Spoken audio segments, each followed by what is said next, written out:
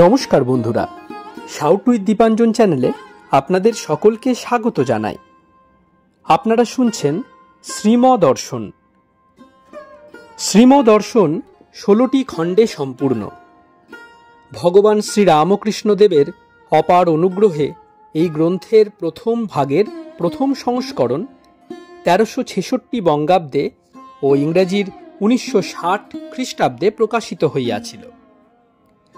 তদবধি ভক্তগণের চাহিদাতেই একের পর এক সংস্করণ প্রকাশ করা সম্ভব হইতেছে।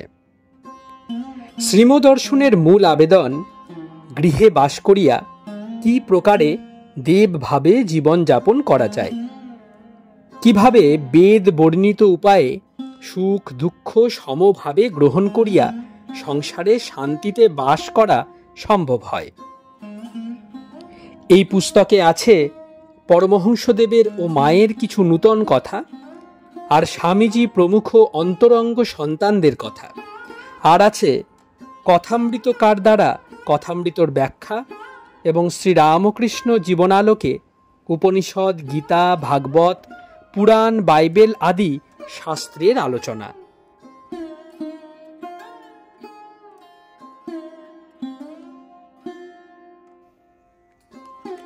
স্বামী নিত্যাত্মানন্দ বিরচিত শ্রীমদর্শনের আজ 34তম পর্ব। চলুন আজকের পর্বটি শুরু করা যাক।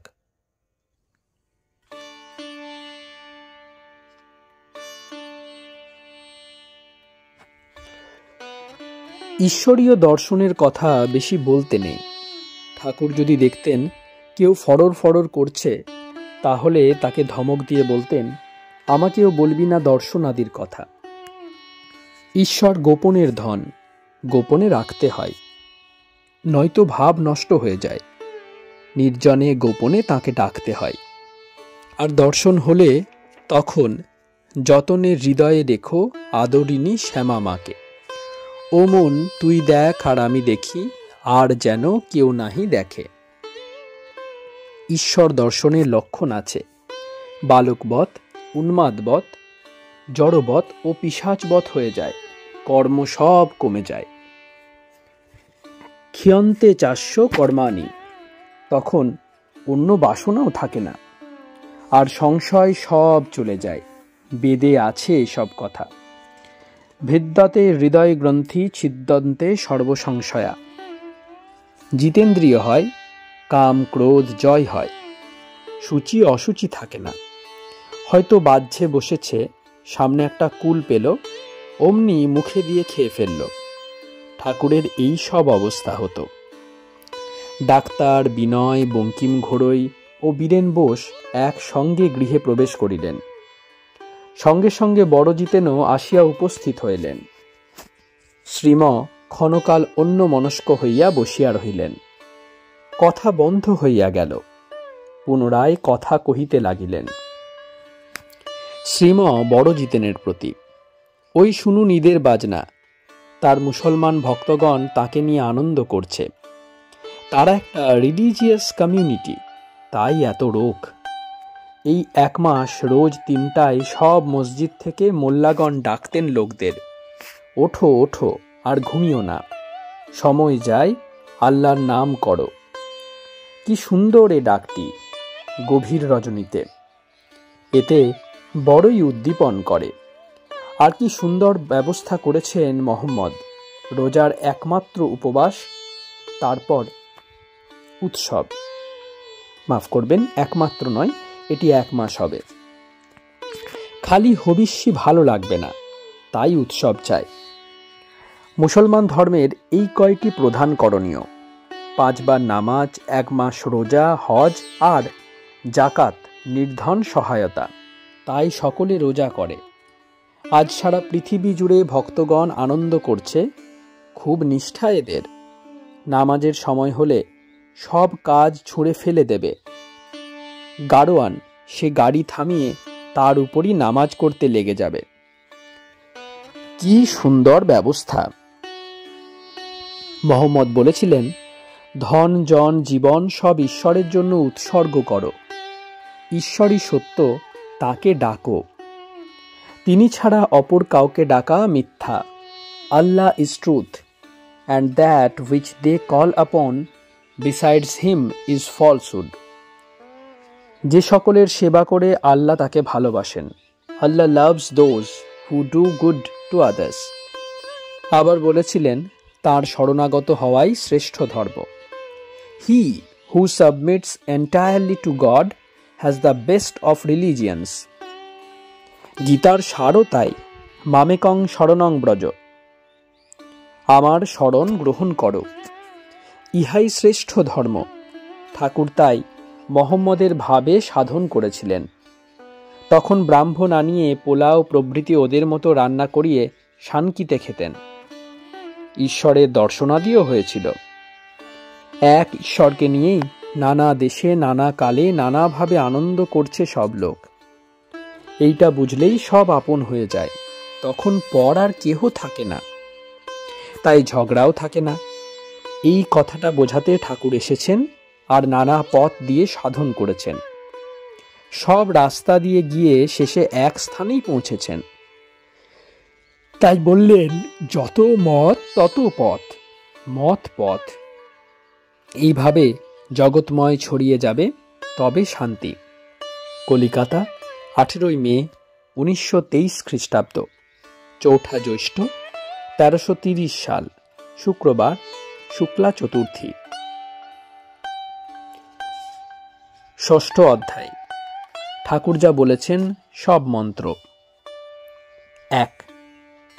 মর্টনের দ্বিতল গৃহ, শ্রীম মেঝেতে মাদুরে উপবিষ্ট, পূর্বাশ্ব। চারিদিকে বহু ভক্ত ও সাধু। আজ বেলুড় মঠ হইতে স্বামী অরূপানন্দ, ব্রজেশ্বরানন্দ, ব্রহ্মচারী রমেশ, সূর্য ও আরেকজন আসিয়াছেন। ভবানীপুর হইতে একদল ভক্ত আসিলেন। আগরপাড়ার আশুবাবু আসিয়াছেন। তাছাড়া নিত্যকার ভক্তগণ তো আছেনই। দুর্গাপদ ও সুরপতি পরে আসিলেন। এখন অপরাহ্ন 6:45, গ্রীষ্মকাল। ভজনের সম্বন্ধে কথা উঠিয়াছে। শ্রীম সাধুদের প্রতি সময় ঠিক করে জপ ধ্যান করতে বলতেন। যখনকার যেটি ঠিক সেই সময় সেটি করবই, এমন রোখ চাই। একজনকে বলেছিলেন, সন্ধ্যার সময় জপ ধ্যান করবি না, শেষে কি পরের ঘরের বৌঝি টেনে বের করবি? কাশীপুর বাগানে ছিলেন, অসুস্থ হয়ে তখন। তাই সন্ধ্যার সময় সব কাজ ফেলে তাকে ডাকা উচিত। বলতেন, ঋষিরা কত কষ্ট করে তবে তার দর্শন পেয়েছেন। সকালে আশ্রম থেকে বের হয়ে গভীর বনে চলে যেতেন, পাছে লোক এসে ভজনে ব্যাঘাত করে। আর সন্ধ্যায় ফিরে আসতেন, অত করে তবে দর্শন পেয়েছেন। এখন তাদের কথা সব বেদ মন্ত্র। ঠাকুর যা বলেছেন তাও মন্ত্র।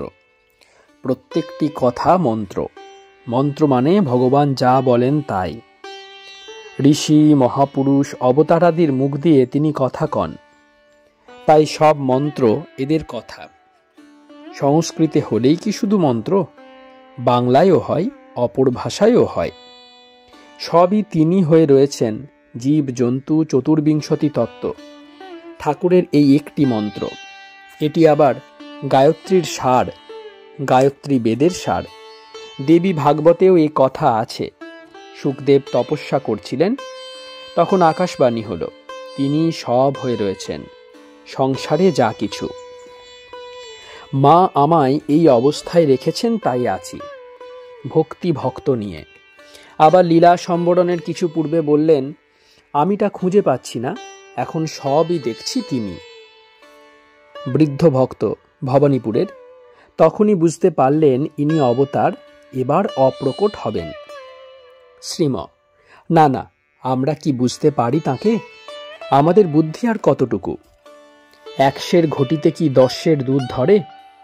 অত বড় উচ্চ অধিকারী অর্জুন তিনিই বুঝতে পারলেন না। বলেছিলেন, অসিত, দেবল, ব্যাস প্রভৃতি ঋষিরা বলছেন তুমি অবতার, আর তুমি নিজেও বলছো সয়স্নব ব্রবসী মে। তাই বিশ্বাস হচ্ছে তুমি ঈশ্বর। অর্জুনই যদি এই কথা বলেন, আমরা কি? অবতারকে কেউ চিনতে পারে না, তিনি না চিনালে। তার কৃপা হলে ধরতে পারে, নচেত নয়। অবতারত্ব এমনই রহস্যপূর্ণ। Man with limitations, a condition being. ক্ষুদ্র বুদ্ধি মানব কি করে বুঝবে তাকে? এ কি 2+2 = 4? ফাইনাইট থিংসের বিচার? তিনি ইনফাইনাইট, অনন্ত, তাকে নিয়ে বিচার চলে না। শ্রীম সকলের প্রতি। একজন জিজ্ঞেস করলেন ঠাকুরকে, উপায় কি? তৎক্ষণাৎ এক মুহূর্ত না ভেবে উত্তর করলেন, গুরুবাক্যে বিশ্বাস। এই আরেকটি মহামন্ত্র। আর বললেন, গুরুবাক্য কেমন? না, উত্তাল তরঙ্গ বিক্ষোভিত সাগর, তাতে একজন হাবুডুবু খাচ্ছে। এমন সময় একটি ভেলা পেল। গুরুবাক্য সেই ভেলা, সংসার সমুদ্রে একমাত্র তরণী। গুরুবাক্য ছাড়া আমাদের আর কি সম্বল আছে? গুরুবাক্যে বিশ্বাস চাই।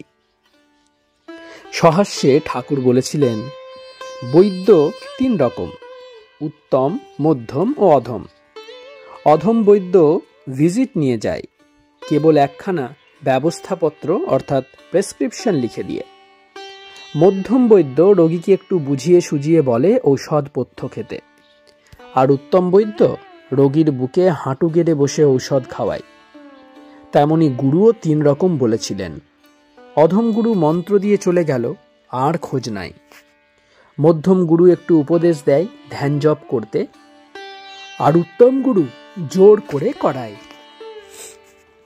ঠাকুর ছিলেন উত্তম গুরু, জোর করে করাতেন সব। বৃদ্ধ ভক্ত, আচ্ছা মশাই, সদ্গুরুকে?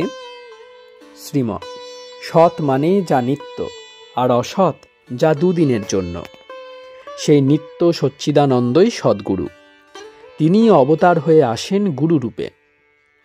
জনৈক ভক্ত, তাহলে হেরিডিটারি গুরু যারা আছেন তাঁরা কি?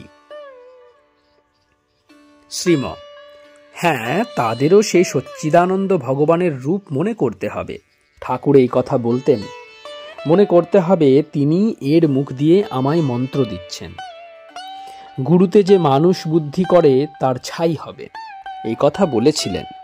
তাই গুরুতে ঈশ্বর বুদ্ধি করতে হয়। জনৈক ভক্ত, আচ্ছা, গুরু যদি অন্যায় কথা বলেন? শ্রীম, তার অন্যায় দেখতে নাই। তা দেখব কেন? আমার কর্তব্য আমি করব। অপর ভক্ত, আচ্ছা, গুরু যদি বলেন কালী কৃষ্ণ এসব ছেড়ে কেবল আমার পূজা করো, সেক্ষেত্রে কি করা উচিত? শ্রীম, হ্যাঁ, ঠাকুর আরেকটি কথা বলতেন, গুরু করতে হয় অনেক দেখে শুনে, একবার করলে আর ছাড়বার উপায় নাই। গুরু কি ধোপার কাপড় 10 জায়গায় বদলি হবে? একবার এখানে, একবার ওখানে। আর মন্ত্র নিতে হয় যখন গুরুতে ভগবত বুদ্ধি আসে। 10 জনে নিচ্ছে, আমিও নিচ্ছি, ওতে কিছুই হবে না। নিষ্ঠা চাই ভিতরে। গুরুকে ঈশ্বর বলে যখন বোধ হবে, তখন মন্ত্র নেওয়া যায়। এ কি দেখা দেখি নেবার ব্যাপার? ও নিচ্ছে তাই আমিও নিচ্ছি।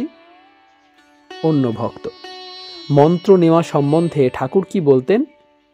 শ্রীম, কারুকে বলতেন এখানে এলে গেলেই হবে, কারুকে আবার জিহ্বায় লিখে দিতেন, কারুকে অন্য উপায়ে বলে দিতেন। যারা কুলগুরুর কাছ থেকে মন্ত্র নিয়েছে তাদেরও দেখেছি বলতেন এখানে এলে গেলেই হবে। ঠাকুর একটি গল্প বলেছিলেন গুরুভক্তি সম্বন্ধে। মিহিজাম প্রসঙ্গ, 1ম ভাগ, 22 অধ্যায় 2। এই গল্পটিতে কি আছে না, শিষ্যা গুরুতে ঈশ্বর বুদ্ধি করেছিল আর আপন কর্তব্য পালন করেছিল, তাই ভগবান তাকে দর্শন দিলেন। শিষ্যা গুরুকে পর্যন্ত ঈশ্বর দর্শন করালেন। শিষ্যা গুরু হল, গুরুর দেশ দেখতে নাই, মাফ করবেন, দোষ হবে কথাটি। গুরু বলেছেন জলে ডুবে মরতে, শিষ্যা তাই করতে গেল, কেননা গুরুতে যে ঈশ্বর বুদ্ধি হয়েছিল। গুরুর আদেশ ঈশ্বরেরই আদেশ, তাই জলে ডুবতে গেছিল। গুরুর দোষ দেখতে নাই। 2. শ্রীম সাধুদের প্রতি। অবতারকে দর্শন করলে ঈশ্বরকে দর্শন করা হলো, এই কথা ঠাকুর বলেছিলেন। খ্রাইস্টও তাই বলেছেন, he that hath seen me hath seen the father, I and my father are one. কেন বলতেন এখানে এলে গেলেই হবে, না তাকে দর্শন করলেই উদ্দীপন হবে? জপ তপ করা কেন? ভগবানের উদ্দীপন হবে বলে। এখানে যে স্বয়ং ভগবান বসে আছেন, একেবারে সাক্ষাৎকার হয়ে যাচ্ছে। মানুষ হয়ে বসে আছেন, তাই বলতেন এখানে এলে গেলেই হবে, নিজেকে নিজেই জানতেন। সহাস্যে হাজরা একদিন মালা জপছে। ঠাকুর মালাটি চেয়ে নিলেন, তারপর ছুঁড়ে ফেলে দিলেন আর বললেন, এখানে বসেও মালা জপ? মানে মালা জপার উদ্দেশ্য যা ভগবান দর্শন, এখানে একেবারেই তা হয়ে যাচ্ছে। জপের প্রয়োজন আর কি তাহলে? একজন ভক্ত এসে এক দৃষ্টিতে চোখে চোখ চেয়ে থাকতেন। ভক্তটি চলে গেলে অন্যদের বলতেন, সবটা মন যদি কুড়িয়ে এখানে দিলে তাহলে আর বাকি রইল কি? অর্থাৎ যার উদ্দেশ্যে সাধন ভজন তিনি যে আমি।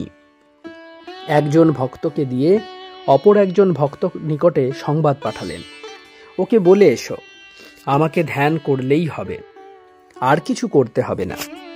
রাত্রিতে মার কাছে বলছেন, আচ্ছা মা, ওকে এই কথা বলে পাঠিয়ে অন্যায় করেছি কি?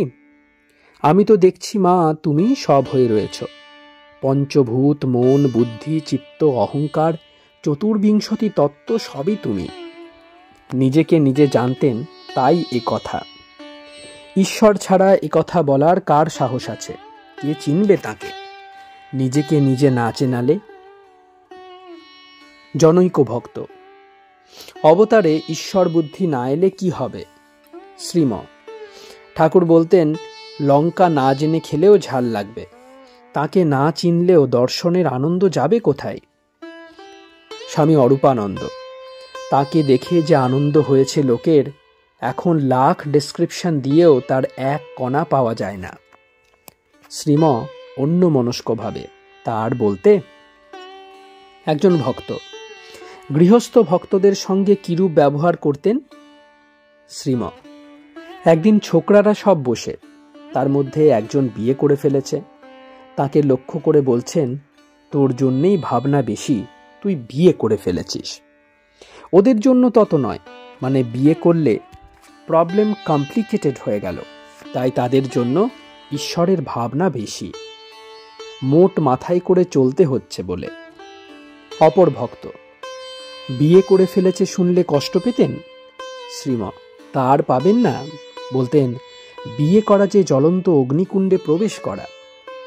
জনৈক ভক্ত, বেশি প্রকাশ হলেই চলে যান, তাই কি গোপনে থাকতে চাইতেন? শ্রীম হ্যাঁ, কিন্তু অন্তরঙ্গদের সঙ্গে স্বতন্ত্র ব্যবহার, তাদের জন্য ব্যাকুল থাকতেন, ডেকে ডেকে আনাতেন, তাদের কাছে নিজেকে প্রকাশ করতেন। সূর্য ব্রহ্মচারী, জপ ধ্যানের কথা কিরূপ বলতেন? শ্রীম জপের কথা, মন্ত্র পেলে জপ করতে বলতেন, ধ্যানের কথা খুব করে বলতেন। অপর ব্রহ্মচারী, তিনি নিজে বলেছেন এ কথা, আমাকে ধ্যান করলেই হবে।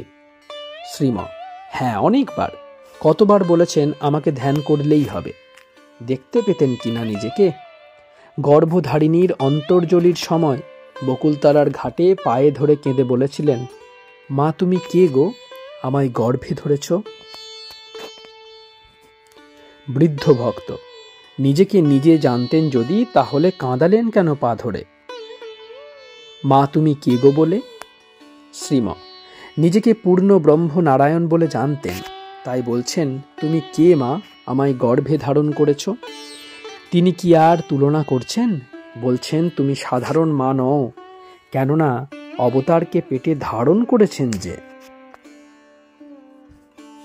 শ্রীম ভক্তদের প্রতি, খ্রাইস্ট বলেছিলেন, সূর্য যেমন সকলকে সমভাবে কিরণ দান করেন, মেঘ যেমন বাড়ি বর্ষণ করেন, তেমনি তিনি। তাঁর কৃপা সকলের উপর সমান, অযাচিত। তাতে কি আর অমুককে ভালোবাসবো অমুককে না, তা ছিল? সকলকে ভালোবাসতেন, সকলের জন্য ভাবতেন। এদিকে সাধারণ ব্রাহ্ম সমাজে যেতেন, আবার নববিধানেও যেতেন, আবার আদি সমাজে। সহজিয়া, কর্তাভজা এদেরও বাদ দেননি। বৈষ্ণব, শাক্ত প্রভৃতি সমভাব তার ভালোবাসা লাভ করেছে। মুসলমান, খ্রিস্টান ভক্তগণকেও ভালোবাসতেন একইভাবে। রসিকের উপরও কৃপা সমভাবে বর্ষিত হয়েছিল। কেন যেতেন নানা ভক্তিদের কাছে? তারা যে ঈশ্বরকে ডাকেন। একবার একজন ভক্তের নিকট গিয়ে উপস্থিত হলেন। ভক্ত অপ্রস্তুত, বললেন, কোথায় আমি যাব, না আপনি এসেছেন? ঠাকুর হেসে বললেন, ছুঁচো কখনো কখনো চুম্বককে টানে। কেন এরূপ আচরণ? সমদর্শন যে তিনি। স্বামী অরূপানন্দ মা বলতেন, এমন আনন্দময় পুরুষ আর কোথাও দেখিনি, যেন 5 বছরের বালক। এমন কি আর হয়?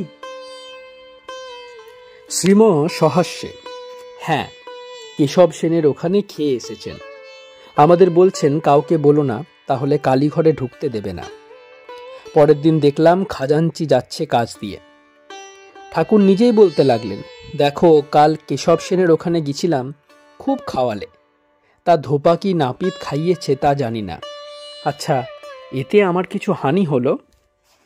খাজাঞ্চি হেসে বললেন, তাতে কি হয়েছে, আপনার কিছুতেই দোষ নাই। কেমন বালক স্বভাব। সহাস্য, কেশব সেনের ওখানে যেতেন বলে কাপ্তেন বড় রাগ করতেন। কেশব সেন মেয়ে বিয়ে দিয়েছেন কুচবিহারে, বিলেত গেছিলেন, কাপ্তেন এই জন্য পছন্দ করতেন না। রোজ বলেন, তা একদিন এমন জবাব দিলেন যে মুখ একেবারে বন্ধ হয়ে গেল। বলেছিলেন, তুমি কেন যাও লাট সাহেবের কাছে হ্যান্ডশেক করতে? তুমি টাকার জন্য যেতে পারো, আর হরিনামের জন্য গেলেই যত দোষ। কাপ্তেন একেবারে চুপ। ইনি নেপালের রাজপ্রতিনিধি। ঠাকুর খুব ভালোবাসতেন। ইনি বলতেন, বাঙালিগুলো কি বোকা, কাছে মানিক রয়েছে, অর্থাৎ শ্রীরামকৃষ্ণ রয়েছে, চিনলে না। মানিক না হলে কি মানিক চিনতে পারে? ঠাকুরের ভাব, কুল গাছে কাঁটা থাকবেই, আমার তা দেখার দরকার কি? কুল পেড়ে হস্তে অভিনয় করিয়া মুখে দেওয়া, কুল খেতে এসেছি, কুল খাবো। শ্রীম ভক্তদের প্রতি। ঠাকুরের ভাবনা জগতের জন্য, তিনি এসেছিলেন সকল জীবের জন্য। সহাস্যে, ব্রাহ্ম সমাজের দলটল দেখে ঠাট্টা করে বলতেন, আচ্ছা, দলটল কোথায় থাকে? গেড়ে পুকুরে না? নদী, সাগর এসবে থাকতে পারে না। ইঙ্গিত করেছিলেন, আমি সাগর, আমাতে দল নেই। আহা, তিনি বই কি আর আমাদের উপায় আছে? কত ভাবতেন, ঢু মারাটি পর্যন্ত শিখিয়েছিলেন। মিহিজামে দেখতুম ছাগলগুলো বাচ্চাকে ঢু মারা শেখাচ্ছে, মাথা উঁচু করে। আত্মরক্ষা কি করে করবে তা শেখাচ্ছে। ঠাকুরও ভক্তদের আত্মরক্ষা করতে শিখিয়েছিলেন। নূতন ব্রহ্মচারী যারা সন্ন্যাস নেবে, তাদের কথায় বলতেন, তারা স্ত্রীলোকের চিত্রপট পর্যন্ত দেখবে না। গৃহীদের বলতেন, এক বিছানায় শোবে না। অন্তরঙ্গদের এমন করে শেখাতেন, মায়ের মতো। তারা পালন করলে অপরে শিখবে। 3. জনৈক ভক্ত। ঠাকুর চলে গেলে মায়ের কি অবস্থা হলো? শ্রীম, যখন ঠাকুরের দেহ গেল, মা বললেন, এই তার মায়া, দেহ চলে গেল, চিন্ময় দেহ নিত্য বিরাজমান। সহাস্যে, একবার হৃদয় মুখুজ্জে বললেন, মামি, মামাকে তুমি বাবা বললে, 5 সের সন্দেশ খাওয়াবো। মা বললেন, বাবা, তোমার সন্দেশ খাওয়াতে হবে না, আমি অমনি বলছি, তিনি আমার বাপ, মা, গুরু, সখা, পতি, সব তিনি। সব অবস্থায় পেয়েছিলেন কিনা? কি বিশ্বাস মায়ের! জনৈক ভক্ত। মাকে নাকি তিনি পূজা করেছিলেন? শ্রীম, হ্যাঁ। স্বামী অরূপানন্দ, আমি জিজ্ঞেস করেছিলাম মাকে। তিনি বললেন, ফলহারিণী পূজার দিন হয়েছিল। যেখানে এখন গঙ্গাজলের জ্বালাটা আছে ঠাকুরের ঘরে, সেইখানে আসন হয়েছিল। একজন জোগাড় করে দিয়েছিল। ঠাকুর কাপড় পরিয়ে দিয়েছিলেন, পায়ে আলতা পর্যন্ত দিয়ে দিয়েছিলেন। বৃদ্ধ ভক্ত, মায়ের লজ্জা হলো না? শ্রীম, তিনি যে ভাবে ছিলেন, তার কি বাহ্য জ্ঞান ছিল? স্বামী অরূপানন্দ: এ কথাও জিজ্ঞাসা করেছিলাম। মা বললেন, আমার বাহ্য জ্ঞান ছিল না, যখন জ্ঞান হলো তখন মনে মনে নমস্কার করলুম। এই কথা শুনিয়া শ্রীম দুইবার জিহ্বা দ্বারা আবেগসূচক ধ্বনি করিতে লাগিলেন। শ্রীম ভক্তদের প্রতি। মায়ের তখন 19 বছর বয়স। 1872 পূজা হয়েছিল, 50 বছর হয়ে গেল। স্বামী অরূপানন্দ: মায়ের তখন 16 বছর। শ্রীম: না, রিপোর্ট পেতে তোমার ভুল হয়েছে, 19 বছর ছিল। জনৈক ভক্ত: ঠাকুর আর মায়েতে কথা কইতে দেখেছেন, খাবার দিতে যেতেন যখন? শ্রীম: কখনো কখনো ওদিকে গেলে নবতের ওখানে দাঁড়িয়ে কথা কইতেন দেখা যেত।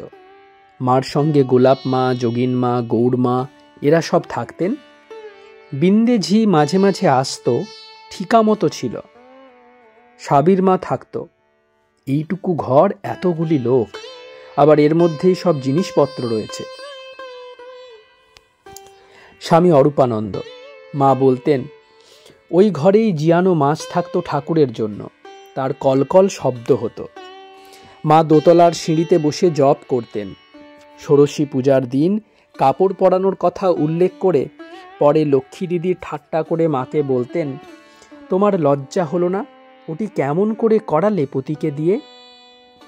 নবাগত ভক্ত: সাধন ভজনের কথাই কি বলতেন? শ্রীম: একদিন একটি ভক্ত কতগুলি ছোলা নিয়ে যাচ্ছে জপের সংখ্যা রাখবে বলে। 108 হবে আর একটি আলাদা করে রাখবে। দেখে ঠাকুর ছোলাগুলি চেয়ে নিয়ে গেলেন আর বললেন, এ কি, এতে যে অহংকার হবে কি আমি এত জপ করেছি, তার চাইতে বসে বসে খুব জপ করো। ছোলাগুলি বরং আমায় দিয়ে দাও, রেঁধে খেয়ে ফেলবো। সকলের হাস্য। খুব জপ ধ্যান করতে বলতেন। অহংকার হবে বলে বেশি তীর্থ দর্শন করতেও বলতেন না। জিজ্ঞাসা করতেন, কাশী বৃন্দাবন হয়েছে তো? তাহলেই হলো। একটি জ্ঞানের আরেকটি ভক্তি স্থান। বেশি করলে গল্প করবে, আমি এই করেছি, আমি সেই করেছি, অত করে রক্ষা করতেন। যদু মল্লিকের বাড়িতে বড় সভা, অনেক লোক। কেশববাবুকে ঠাকুর জিজ্ঞাসা করছেন, বলো আমার কতখানি জ্ঞান ভক্তি হয়েছে, ওজন বলো। বারবার বলায় কেশববাবু সংশয় চিত্তে বললেন, 16 আনা। তখনই ঠাকুর বললেন, না, তোমার কথায় বিশ্বাস হয় না, তুমি নাম যশ দেহ সুখ নিয়ে আছো। নারদ সুখদেব বললে বরং বিশ্বাস হতো। দেখুন, জগতে যাকে মানছে সেই কেশববাবুর কথাই নিলেন না, আর সাধারণ লোকের কথায় এর কি মূল্য আছে? লোক পোক, তাকে চিনবার সাধ্য কার? নিজেকে নিজেই চিনেছিলেন। সর্বদা সমাধিস্থ পুরুষ, সবই মা, সর্বদা মা মা। সীতার কথা বলে নিজের অবস্থার ইঙ্গিত করতেন। সীতা লঙ্কায় রয়েছেন বন্দিনী। হনুমান দেখে এসে বললেন রামকে, যম আনাগোনা করছে। রামের চিন্তায় বাহ্যজ্ঞান লুপ্ত হয়ে গেছে, প্রায় মরার মতো, তাই যম আসা যাওয়া করছে। যম তো সূক্ষ্ম শরীর নেয়, তা যে রামের চিন্তায় নিমগ্ন। এখন যম কি করে আর নেয়? তাই আসা যাওয়া করছে। ঠাকুরের অবস্থাও তাই, মা ছাড়া কিছু জানতেন না। জনৈক ভক্ত: কিভাবে তাঁর চিন্তা করা উচিত? শ্রীম: যে কোনোভাবে করলেই হবে। রূপ লীলা মহাবাক্য চিন্তা না জেনে করলেও উদ্দীপন হবে। মহেন্দ্র ডাক্তারের কথায় বলতেন, একে জবধান করো, এ কথা বললে শুনবে না। ইংরেজি পড়া লোক যে, তার দ্বারা অন্যভাবে চিন্তা করিয়ে নিতেন। মহেন্দ্রবাবু বলেছিলেন, কাল রাত্রিতে আমার নিদ্রা হয়নি, শুধু ভয় হতে লাগলো ঠান্ডা না লেগে যায়, জানালা সব খোলা। কাশীপুর বাগানে ঠাকুর তখন অসুস্থ, তার চিন্তায় তো নিদ্রা হয়নি। একে দিয়ে এইভাবে চিন্তা করিয়ে নিতেন। ভক্ত: ঠাকুরকে স্পর্শ করলে নাকি ভাব হতো? শ্রীম: হতো, তবে সকলের নয়। শুদ্ধ সত্য যারা তাদের হতো, যাদের মন শুদ্ধ নয় তাদের হতো না। কিন্তু দেখলেই উদ্দীপন হতো। এখন রাত্রি প্রায় 9টা।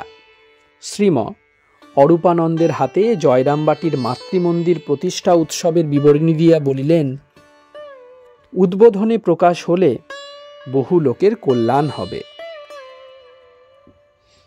ভক্তগণ সঙ্গে শ্রীম গাহিতেছেন, জয় জয় রামকৃষ্ণ নাম গাওরে। কলিকাতা, 19 মে 1923 খ্রিস্টাব্দ, 5ই জ্যৈষ্ঠ 1330 সাল, শনিবার, শুক্লা পঞ্চমী।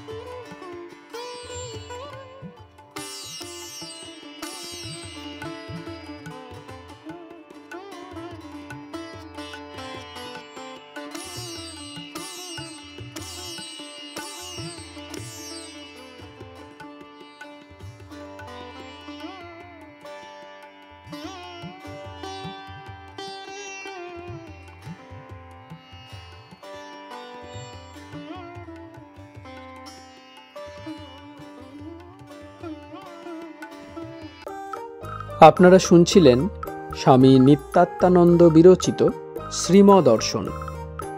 আজ 34তম পর্বটি আপনাদের কাছে পরিবেশন করলাম। আমাদের ভিডিওগুলি কেমন লাগছে আমাদের জানান। কোনো সাজেশন থাকলে সেটাও জানাতে পারেন। আপনার বন্ধু বান্ধব এবং পরিবার পরিজনদের মধ্যে আমাদের ভিডিওগুলি শেয়ার করে দেবেন, ভিডিওগুলি লাইক করবেন। শাউট উইথ দীপাঞ্জন চ্যানেলটি অবশ্যই সাবস্ক্রাইব করে প্রতিনিয়ত আপডেট পাওয়ার জন্য বেল আইকনটি প্রেস করে দেবেন। অনেক অনেক ধন্যবাদ। নমস্কার। জয় ঠাকুর, জয় মা, জয় স্বামীজি।